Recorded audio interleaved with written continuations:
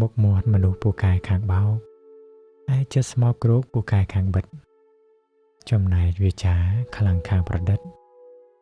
ថ្លៃថ្លាសុខពិតគឺចិត្តអប់រំនៅក្នុងភិក្ខុវគ្គវគ្គទី25នៃព្រះគាថាធម្មបទ